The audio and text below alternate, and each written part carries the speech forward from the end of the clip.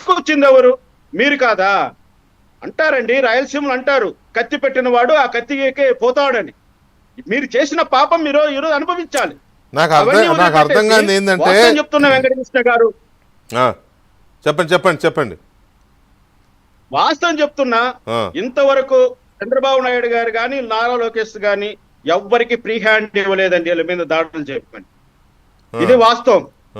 మేము మా ఫైల్ పెట్టుకొని, అయ్యా మా మీద ఈ విధంగా దాడి జరిగి మమ్మల్ని ఇంత అన్యాయం చేశారు, పోలీసు వాళ్ళు కేసులు కట్టలేదు, ఇప్పుడన్నా పోలీసులు చెప్పి కేసులు కట్టించండి అని ఫైల్ ఎత్తుకొని జిల్లా కోర్టు హైకోర్టు చుట్టూరా తిరుగుతున్నాం ఇప్పటికీ. నేను ఇంతవరకు హోమ్ మినిస్టర్ గారు కానీ సీఎం గారు కానీ ఏమాత్రము ఈ విషయాలపైన ఆయన దృష్టి సారించలేదు.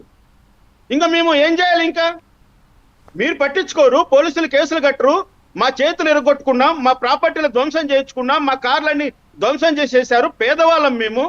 మేము 1 లక్ష రూపాయలు సంపాదించాలంటే ఎంత కష్టపడాలో మాకు తెలుసు. మా తల్లిదండ్రులు ఏమీ మాకు సంపాదించి ఇవ్వలేదు. మేమేదో అంతో కొంత చదువుకొని ఉద్యోగం చేసి 10 రూపాయలు సంపాదించుకొని ఒక ఇల్లు కట్టుకుంటే, ఒక కారు కొనుక్కుంటే, మీ ఇష్టప్రకారం మీ రౌడీలను పంపించి వాటిని ధ్వంసం చేసి దాన్ని రిపేర్ చేసుకునే దానికి ఖర్చులు కూడా మాకు ఇబ్బంది పడి మేము నానా హింసలు పడి ఫ్రస్ట్రేషన్ లో ఉన్నాం ఈరోజు. నిజం చెప్తున్నా. ఆ మిథున్ రెడ్డి గారు కానీ, ఆ పెద్దిరెడ్డి రామచంద్ర రెడ్డి గారు కానీ, ఆ ద్వారకనాథ్ రెడ్డి గారు కానీ నా కంటి కనపడితే మిందపడి నా పళ్ళతో వాళ్ళ పీక కొరికేయాలన్నంత కోపం నాకుంది వెంకటకృష్ణ గారు. మరి ఇప్పుడు రైతులకు ఉండదా? ప్రజలకు ఉండదా? నష్టపోయిన వాళ్ళకి మాకు ఉండదా? నువ్వు ఎగేసుకొని వస్తావు, నువ్వు మగాళ్ళలాగా, పెద్ద పుడింగ్ లాగా. మీ ప్రభుత్వంలో మీదే రాజ్యం.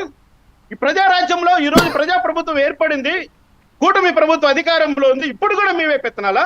ఇప్పుడు కూడా మీవే రౌడీ చేయాలా? ఇప్పుడు చంద్రబాబు నాయుడు గారు ఇప్పుడు చంద్రబాబు నాయుడు గారు కానీ లోకేష్ గారు కానీ ఈ తెలుగుదేశం పార్టీ కార్యకర్తలకు, లేకపోతే కూటమి పార్టీల నాయకత్వాలు, కూటమి పార్టీల కార్యకర్తలకి ఇంకా స్వేచ్ఛ ఇవ్వలేదు, లేకపోతే గ్రీన్ సిగ్నల్ ఇవ్వలేదని ఏమైనా ఫీల్ అవుతున్నారా ఏంటి మీరు అందరూ? 100% ఫీల్ అవుతున్నాం. మాకు న్యాయం చేయట్లేదు ఇంతవరకు. మేము బాధితులం, బాధపడ్డాం, నష్టపోయాం. ఈ ముండా కొడుకులు ఇప్పుడు రోడ్డు మీద తిరుగుతూ ఉంటే చూస్తూ ఉండాలా? అంగళ్ళ వాడు ఇప్పు చూపించినోడు ఈ రోజు బుల్లెట్ వేసుకొని డబడబడబని తిరుగుతున్నాడు. మా కడుపులు కాలవా? మా బాధలు ఎవరు చెప్పుకోవాలి? మేము శాంతి శాంతి శాంతి సహనం అంటుంటే ఎన్ని రోజులు శాంతి సహనము పని చేస్తుందంటే వీళ్ళు చేయొచ్చు ఇటువంటి రౌడీలు? రాయలసీమలో ఎంతమంది చనిపోయారు తెలుగుదేశం కార్యకర్తలు? ఎవరు దానికి బాధ్యత వహిస్తారు? ఎలక్షన్ అయిన తర్వాత కూటమి ప్రభుత్వం అధికారంలో ఉండగా ఎంతమందిని చెప్పేస్తారు తెలుగుదేశం కార్యకర్తలని? మరి ఏంటి దీనికి ఎవరు సమాధానం చెప్పాలి? నేను అంటున్నది ఒకటే, ఎవ్వరు కూడా చట్టాన్ని చేతుల్లోకి తీసుకోకూడదు అని